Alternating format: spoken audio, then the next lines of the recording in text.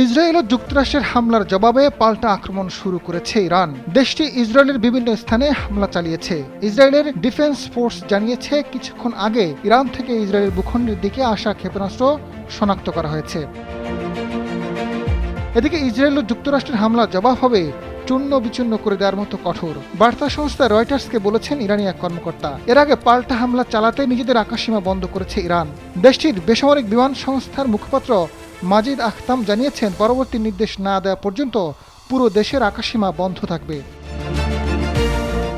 শনিবার ইসরায়েল ইরানের রাজধানী তেহরানে একাধিক হামলা চালিয়েছে বলে দেশটির প্রতিরক্ষা মন্ত্রী জানিয়েছেন। একই সঙ্গে মার্কিন নিরাপত্তা কর্মকর্তারা বলেছেন, ওয়াশিংটন ইসরায়েলের সঙ্গে সমন্বয় করে ইরানের উপর যৌথ হামলা চালাচ্ছে। এ ঘটনার পরপরই কঠোর হুঁশিয়ারি দিল ইরান।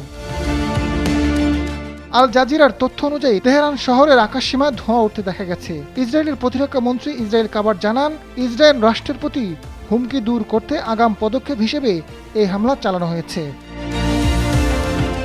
ডেস্ক রিপোর্ট, সময়ের আলো।